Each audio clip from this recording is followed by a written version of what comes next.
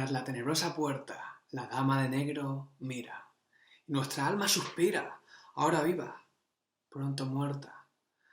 Todos tendremos cabida en nuestra solidaria barca, nos iremos con la parca, en viaje, solo de ida. Esto nos canta el Kanka en su canción final, y parece que la Universidad de Málaga le apoya porque comparte una estadística de que 10 de cada 10 que nacen parece que mueren. Y fíjate que aunque el Kanka lo haga con tanto arte, en momentos como estos quizás, en los que estamos viviendo ahora mismo, la muerte nos resulta bastante más incómoda, ¿verdad que sí? Más antinatural incluso, dirían algunos. Pero quizás la solución más lógica sea la que nos propone Bertrand Russell, de que tenemos que abrazar la desesperanza como raza humana. Porque quizás ya es hora de despertar del sueño de que hay algo más allá de la muerte, como nos hacía soñar Coco.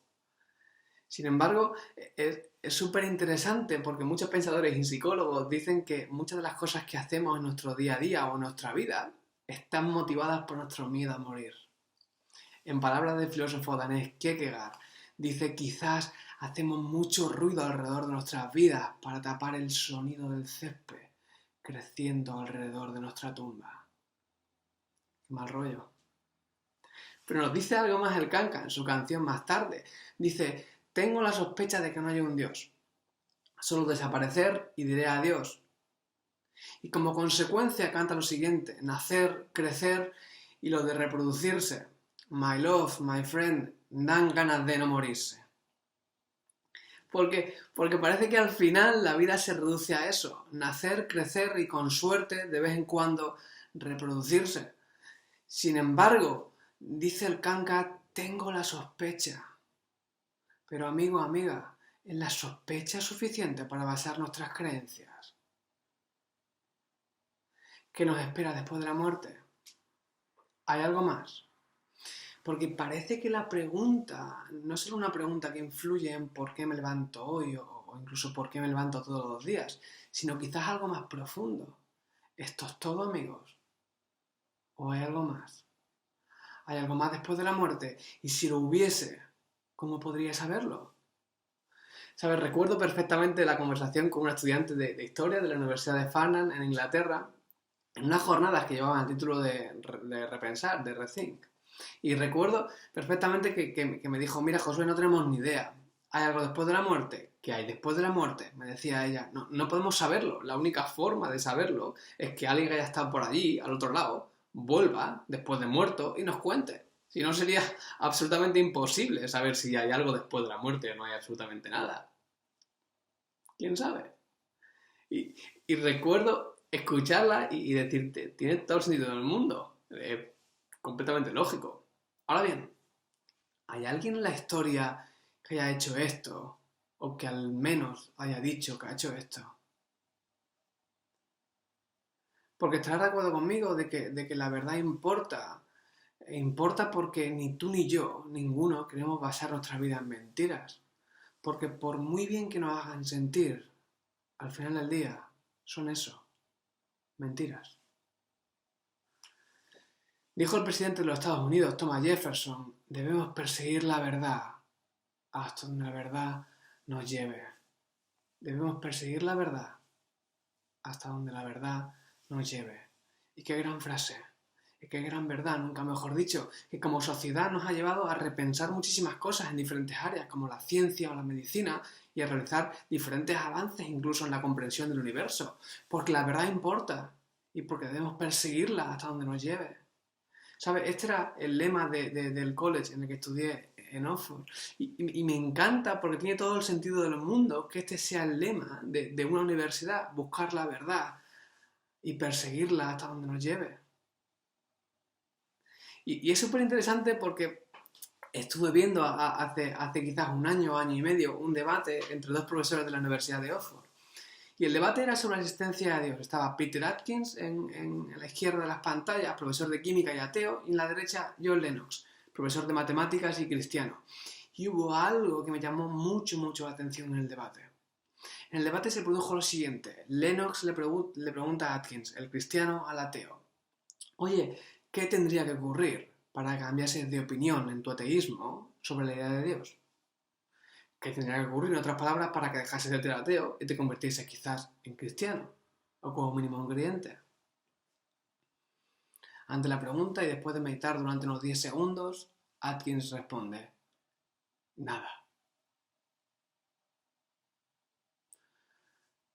Algo curioso como mínimo viniendo desde un profesor de universidad. Pase lo que pase, descubra lo que descubra, no voy a cambiar de opinión. Nos parece mucho la actitud de buscar la verdad hasta donde la verdad nos lleve, ¿verdad que no? Y me pregunto, tú que nos estás escuchando, ¿es este tu caso? ¿Te sientes quizás reflejado también? Porque no parece la actitud de un perseguidor de verdad, sino más bien de un religioso ateo, aferrado a su creencia, y que va a mantenerla por encima de evidencia o por encima de su propia experiencia. Vamos a tomar tú y yo decisiones en base a la evidencia o en base a la preferencia. Sin embargo, ante la misma pregunta, ¿qué tendría que ocurrir para que cambiases tu opinión sobre el cristianismo? Lennox, el profesor cristiano matemático, decía que entre otras cosas se demostrase de que la resurrección de Jesús era mentira. Dijo inmediatamente, dejaría de ser cristiano. Y de nuevo la pregunta, ¿evidencias o preferencias? Porque al final esta es la pregunta hoy. Perseguir la verdad hasta donde la verdad nos lleve. Pero alguno puede decir, a ver, Josué, estás hablando de evidencias y de perseguir la verdad en un contexto religioso, en un contexto de tener fe y creer en Dios. O sea, imagínate por un momento a Forfast, alguno lo conoceréis, este chaval que va por diferentes ciudades de España haciendo preguntas a la gente. Imagínate que ahora fuese y preguntase, evidentemente ahora casa por casa, y preguntase a la gente, oye, ¿qué es la fe en Dios? Supongo que encontraría respuestas del estilo de, pues mira, es algo que no está relacionado con los hechos, es algo que no puedes probar ni estar seguro de ello, es algo que, bueno, que cada uno lo cree, pero no tiene ninguna base racional. La fe es completamente irracional. Y bien por ti si la tienes, pero bueno, cada uno con lo suyo, ¿sabes? Esto al final no se puede ni demostrar ni nada. Pero fíjate que aunque sea la idea quizás que la gente tiene sobre este concepto de fe, parece que no es la idea de fe de la que nos habla Jesús ni la que nos habla la Biblia. Mira cómo escribe uno de los amigos de Jesús, que escribe una de sus biografías sobre esto. Dice lo siguiente: después de investigar todo con esmero desde el principio, yo decidí escribir un relato fiel para ti, muy honorable Teófilo. Por cierto, Teófilo es un nombre bonito. Si vais a tener un chiquillo en la cuarentena o algo, quizás Teófilo es un nombre que podríais usar. Para que puedas estar seguro de la veracidad de todo lo que te he enseñado. Ahora, dice, Teófilo, te escribo todo esto para que veas, estudies y creas. Para que estés seguro de la veracidad. Ostras, no suena mucho a creer sin pruebas, confía ciegamente, ¿verdad que no?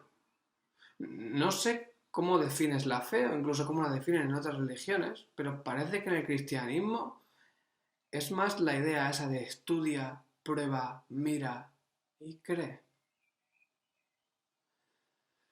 El 6 de agosto del 1662 murió una de las grandes mentes de la historia humana, Pascal, y cuando murió se encontró lo siguiente en un papel en su chaqueta: Dios de Abraham, de Isaac, de Jacob, no Dios de los filósofos y académicos.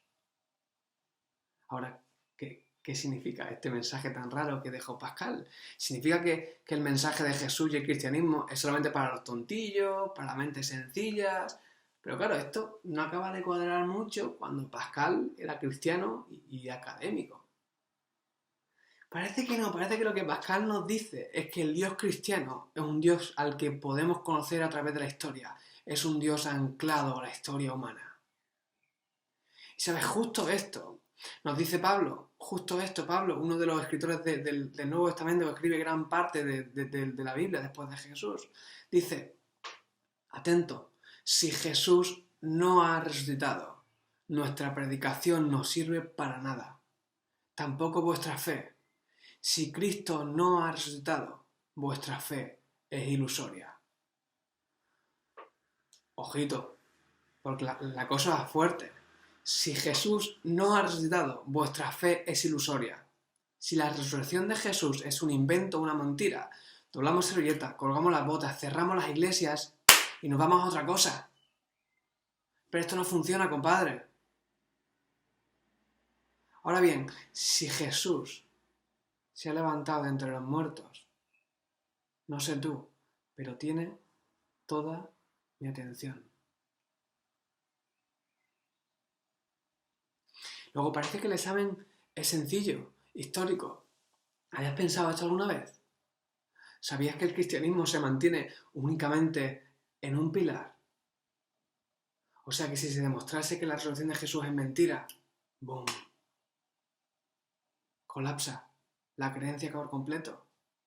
Es decir, si se demostrase que la resurrección es mentira, a cualquier amigo que te haya pasado este link o este vídeo le podría decir: oye, eres muy simpático, me caes muy bien, pero...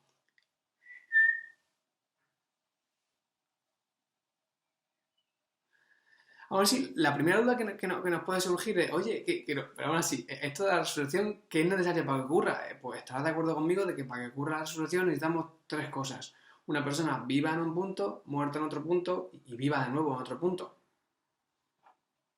¿Verdad que sí? Pero claro, si te digo que he resucitado, pero sigo vivo y no he muerto en ningún momento, pues dices: no, Josué, estás vivo, no que haya resucitado. Sin embargo, necesitamos los tres puntos. Podríamos contrastar los tres puntos históricamente. Primer punto. Sabemos que Jesús existió. ¿Cómo? Realmente, en la historia. Fíjate, rápidamente, personajes como Julio César o Alejandro Magno existieron. Y no tenemos muchas dudas de ellos a nivel histórico. Y en el caso, por ejemplo, de Julio César, que es mucho mejor, tenemos dos copias donde se mencionan a nivel contemporáneo la existencia y la vida de Julio César. Cícero y Salustio. Sin embargo, de Jesús de Nazaret, contra todo pronóstico, lo recogen 11 fuentes diferentes. Fuentes cristianas como Pablo, los evangelistas y demás. Y fuentes no cristianas como Josefo, Tácito, Marrabás, Apiano, Luciano y el Talmud judío. Todos hablan de Jesús, de su vida y su muerte como hecho histórico. Y decía contra todo pronóstico, porque este hombre, Jesús de Nazaret, era hijo de un carpintero de clase baja, de un pueblo sometido por el Imperio Romano, que murió alrededor de los 30 años y que no se movió prácticamente del barrio. Unos 500 kilómetros parece ser, es decir, menos de lo que yo me movería de aquí para irme a la playa de Castellón. Y sin embargo, tenemos 11 fuentes diferentes sobre él y la historia partía en dos partes. Y como decía al principio, no es únicamente que tengamos fuentes históricas que avalen que existió, sino también que murió. Fíjate lo que dice el historiador erudito y ateo Gerd Ludemann. Dice: la muerte de Jesús como consecuencia de la crucifixión es indiscutible. Y no sé cuánto sabes de historia antigua, pero hay muy pocas cosas en la historia antigua que se digan que son indiscutibles a nivel histórico. En palabras del erudito y escéptico historiador también Bart Ehrman, dice: la mayoría de los académicos coinciden en que el hecho de que Jesús murió por crucifixión romana es probablemente el hecho mejor sustentado de toda la historia antigua. ¿Sabes? Tiempo atrás, muchos escépticos sobre la resurrección consideraban que la resurrección en sí era una leyenda más de muchas otras que hay en la historia antigua. Sin embargo, la crucifixión en primer lugar nos presenta las características que encontramos en la historia antigua. Pero mucho más que eso, es que las leyendas antiguas se construían con el desarrollo del tiempo, con el desarrollo de la propia historia. 100, 150 años, a veces más. Sin embargo, esto es imposible por los informes históricos que encontramos de la resurrección de Jesús, que prácticamente son inmediatos al tiempo después de la ejecución del Nazareno. ¿Sabes? Los primeros cristianos que se juntaron después del tiempo de la ejecución de Jesús, se juntaron alrededor de una declaración que todos firmaron, que todos estaban de acuerdo, de un credo, que resumía de alguna forma las verdades esenciales que todos ellos compartían. Y ese credo antiguo los tenemos hoy. Y ese credo antiguo dice lo siguiente, os leo: Jesús murió por nuestros pecados, tal como dicen las Escrituras. Fue enterrado y al tercer día fue levantado de los muertos, es decir, que resucitó, tal como dicen las Escrituras. Lo vio Pedro y luego lo vieron los 12, los apóstoles. Más tarde lo vieron más de 500 de sus seguidores a la vez, la mayoría de los cuales todavía viven, aunque algunos han muerto. Luego lo vio Santiago, el hermano escéptico de Jesús, y después lo vieron los apóstoles. Por último, lo vi yo, dice Pablo de Tarso. Es curioso cuanto menos que el erudito del Nuevo Testamento, James Dunn, subraya diciendo: este credo podemos tener plena confianza que fue formulado como tradición a los pocos meses de la muerte de Jesús. Luego, el que fuera académico de historia en la Universidad de Oxford, Sheridan White, investigó esta idea de creación de leyendas y después de investigar la creación de leyendas en el mundo antiguo, concluyó que hacía falta más que 2 generaciones para construir una leyenda. Es decir, para que se eliminara ese núcleo sólido de verdad histórica hacía falta más de 2 generaciones, no era suficiente ni con 2 generaciones. El credo que tenemos, el que os acabo de leer, este credo que decían que se remonta tan poquito antes, no es que tengamos 3 o 4 generaciones, sino que tenemos meses, días, horas. Se remonta al evento en sí. Y sabes, ante todas estas cosas, académicos de historia antigua, de Nuevo Testamento y demás, se juntaron hace unos años para decidir elaborar una especie de lista de los hechos históricos alrededor de la muerte y resurrección de Jesús que estaban probados, sin duda. Todos. Para ateos, agnósticos, cristianos, para todos. ¿Vale? Alrededor del derecho histórico que había ocurrido en Jerusalén, alrededor de la ejecución de un tal judío llamado Jesús de Nazaret. Y todos ellos estuvieron de acuerdo en que había 5 hechos que eran indiscutibles, que estaban de acuerdo. Os cito los 5. 1. El cuerpo de Jesús fue muerto y fue enterrado en una tumba por un miembro del Sanedrín judío, cuyo nombre era José de Arimatea. 2. La tumba fue encontrada vacía por un grupo de mujeres, discípulas de Jesús, en la mañana del domingo, el domingo de resurrección, mañana, después de la crucifixión. Y esto es interesante, porque hasta los enemigos de Jesús implícitamente admitieron que la tumba de Jesús estaba vacía. ¿Por qué? Porque cuando los discípulos empezaron a decir: oye, que Jesús ha resucitado, que ya no está muerto, nadie dijo: que sí, pringaos, que está aquí, mirad que está aquí el cuerpo, que está en la tumba. No, comenzaron a decir otras cosas que veremos después, pero esa no. 3. Después, varios individuos y grupos de personas tuvieron experiencias en las cuales vieron a Jesús vivo después de su muerte. 4. Escépticos como su hermano Santiago o Saulo de Tarso, el después llamado Pablo, tuvieron experiencias con el Jesús resucitado. 5. Los discípulos originales repentinamente y sinceramente creyeron que, a pesar de toda predisposición a lo contrario, Dios había levantado de entre los muertos a Jesús y la iglesia creció de forma explosiva basada en el hecho de la resurrección. Perdonad por la plasta. En resumen, 5 puntos. 1. Jesús murió en una cruz. 2. La tumba se encontró vacía. 3. Multitud de apariciones después del Jesús muerto. 4. Conversión de escépticos. Y 5. El crecimiento de la iglesia contra toda lógica o pronóstico. Luego, ante estos 5 hechos históricos probados, hay que elaborar diferentes hipótesis que expliquen qué ocurrió, si no queremos concluir, evidentemente, que la resurrección de Jesús entre los muertos el domingo de resurrección es un hecho histórico. ¿Qué hipótesis tenemos? ¿Qué opciones hay en el mercado de las hipótesis de la resurrección? Hipótesis 1. Alguien o un grupo de personas o los discípulos robaron el cuerpo. ¿Sabes? Esta fue la primera teoría. De hecho, fuentes cristianas y no cristianas del momento del siglo I muestran que los oponentes a Jesús comenzaron a decir esto mismo: han robado el cuerpo. Que dejen los discípulos de chillar, que es que han robado el cuerpo, por eso la tumba está vacía. Pero esto no tiene mucho sentido, por diferentes razones. 1. Los romanos no iban a robar el cuerpo, porque el cuerpo de Jesús los romanos no iban a robarlo porque lo querían muerto. 2. Los líderes religiosos judíos menos, querían que se quedase bien abajo ahí en la tumba. ¿Sabes? Los discípulos en la muerte de Jesús salieron corriendo, todos menos uno, que se quedó llorando con las mujeres. Los demás, temiendo por sus vidas, huyeron, incluso llegando a negar, como en el caso de Pedro, haber conocido a Jesús o haber tenido tiempo con él. Sin embargo, por arte de magia, ahora se convierten en ninjas, derrotan a la guardia que está protegiendo la tumba y roban el cuerpo. Imagínate que gastamos pulpo como animal de compañía, que no lo creemos. ¿Y para qué? Para morir todos después, años después, crucificados, decapitados o quemados vivos por predicar esa resurrección de Jesús que sabían que era mentira. Los discípulos no podían robar el cuerpo, y no podían robar el cuerpo porque no tenían ni motivos, ni medios, ni posibilidad. Y aun creyendo esto, y aunque dijésemos, mira, es que esa teoría es la caña, Josué, nos la quedamos, evidentemente explicaría la tumba vacía, pero explicaría las apariciones y los encuentros de Jesús con más de 500 personas después de muerto. Explicaría la conversión de escépticos, de personas como Santiago, su hermano, que no creyó en él en su vida. Durante los 30 años de Jesús, Jesús tiene un hermano, que es Santiago, que no cree en Jesús. No cree que Jesús sea más que un hombre normal. Muy inteligente, muy buena persona, toda la movida que tú quieras, pero que no era quien él decía que ser. Sin embargo, algo ocurre que después dice que ha tenido un encuentro personal con Jesús, se convierte en una de las cabezas principales de la iglesia cristiana en el siglo I, la iglesia de Jerusalén, y acaba muriendo predicando este mensaje. O Pablo de Tarso, hombre que perseguía la iglesia en el primer momento, que dice que tiene un encuentro personal con Jesús y se convierte en un proclamador de nuevo también de lo que Jesús decía, para morir más tarde decapitado en Roma.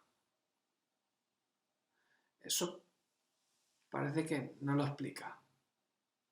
¿Sabes? Paul Copan, profesor de filosofía y ética en la Universidad Atlántica de los Estados Unidos, pregunta lo siguiente: ¿cómo interpretamos la conversión de Pablo y Santiago? ¿Cómo interpretamos estos hechos que los académicos dan por sentados? ¿Lo interpretamos de forma natural o sobrenatural? Y fíjate, porque esta pregunta es muy interesante. ¿Estamos abiertos a que haya explicación sobrenatural? ¿O ya hemos concluido que eso no es posible?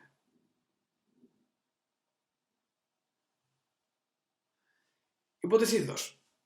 Los discípulos fueron engañados. Estoy de acuerdo con vosotros de que si esto es cierto, explicaría evidentemente el convencimiento de los discípulos.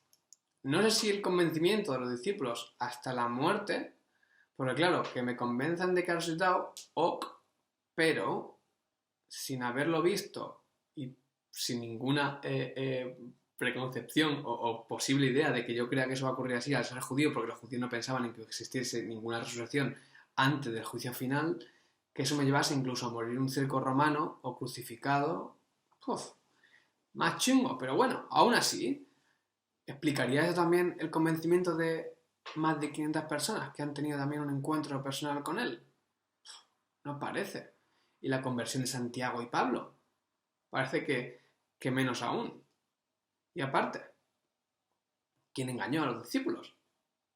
¿Por qué querría alguien engañar a los discípulos y hacer eso y crear una revolución en el Imperio Romano o yo que sé qué? No tiene ningún sentido, amigo y amiga. Dice seguramente uno de los historiadores del primer siglo con más respecto a la actualidad, N.T. Wright, dice: en los tiempos del segundo templo del judaísmo, es decir, la época de Jesús, nadie habría imaginado que alguien fuera a resucitar antes del día del juicio final. No había ninguna tradición de eso. Muchos creían en el Mesías, pero no en que éste fuese a morir y a resucitar. Es decir, Wright está diciendo, mira, ni los judíos, ni los griegos, ni los romanos, ni nadie creían que fuese posible esa idea de resurrección. Era una estupidez como un piano. Por lo cual, era un pensamiento en contra de toda lógica en el momento histórico. Nadie creía eso. Eso no tenía ningún sentido para la concepción de judíos como Pablo, como Santiago o como Pedro. Sin embargo, estuvieron dispuestos a morir por ello. Última, tercera hipótesis. Los discípulos alucinaron. Claro, estoy de acuerdo contigo de que esta explicaría el convencimiento de los discípulos y si alargamos la alucinación a los discípulos a los 500 enteros, pues entonces también explicaría la alucinación de los 500. Pero la tumba vacía y la conversión de los escépticos, regular. Bueno, a ver, si incluimos también a los escépticos en la alucinación, pues, ok. Entonces, los escépticos, los discípulos y los 500 alucinaron juntos, entonces sí lo explicaría. Y la tumba... mira, algo ocurriría por ahí, eso no lo tenemos todavía controlado, pero todo lo demás lo tenemos explicado. Entonces, y no está mal, es la mejor teoría que llevamos hasta ahora. ¿Sabes? Esta fue la lógica que siguieron muchos académicos hasta hace un par de décadas, porque de hecho fue la teoría con más seguimiento y disfrutó de muchísimo éxito entre todos los académicos agnósticos y ateos. Pero como digo, hasta hace unas décadas. Ahora, de lejos, es la hipótesis menos respaldada de todas. ¿Sabes por qué? Por los avances en áreas como la psicología, donde se ha demostrado que una alucinación es algo personal y único. Es decir, que no es posible compartir una alucinación en grupo, y menos en un grupo de más de 500 personas que no se conocen entre ellas. De forma sencilla, los psicólogos dicen que una alucinación tiene cierta similitud con los sueños. Están en tu mente, pero no tienen realidad, o no tienen correspondencia con la realidad externa. Son tuyas, personales. Además, estos especialistas subrayan de que una persona que sufre alucinaciones presenta síntomas de demencia y de no mucha correspondencia con la realidad. Pero esto choca de frente con lo que vemos, de la realidad que vemos histórica de los discípulos de Jesús o de sus vidas. Más bien, lo que vemos es completamente lo contrario. Vemos a filósofos y a poetas griegos flipando con Pablo, por ejemplo, en el Areópago de Atenas, por su elocuencia, su razonamiento, su conocimiento de la filosofía y de la poesía griega, su hilo de ideas que los deja absolutamente alucinados. ¿Sabes? Al final estamos en que en 2020 años no tenemos alternativas válidas que nieguen la resurrección histórica de Jesús de Nazaret. Es interesante, por ejemplo, ver el trabajo de Richard Swinburne, el que fuera profesor de filosofía de la Universidad de Oxford, que en uno de sus libros publicados por Oxford Press examinó todas las posibilidades calculando las condiciones dadas de lo que hemos dicho, de los eventos alrededor de la resurrección de Jesús. Y este concluyó, calculando la probabilidad, diciendo que la probabilidad de la resurrección de Jesús era de un 97%.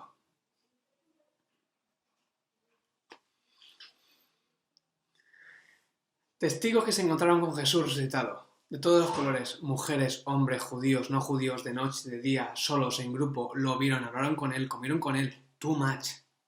Más de 9 fuentes diferentes, dentro de la Biblia, confirmadas, y fuera de la Biblia también, que corroboran la convivencia de Jesús resucitado con muchísima gente. Es decir, es una avalancha de datos históricos, es un tsunami que lleva a gran parte de los historiadores escépticos a decir no tenemos hipótesis válida en contra de la resurrección de Jesús.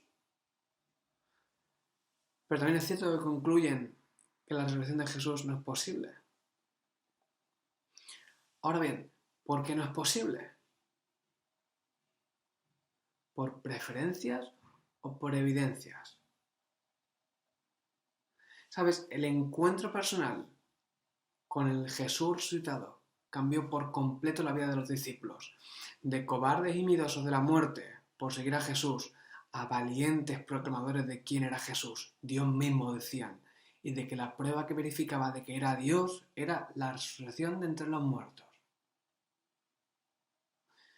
El mismo N.T. Wright del que hablaba antes, después de todo esto, tiene que concluir diciendo, por esta razón como historiador, no puedo explicar el crecimiento del cristianismo de los primeros siglos, a no ser que Jesús resucitase, dejando una tumba vacía detrás de él.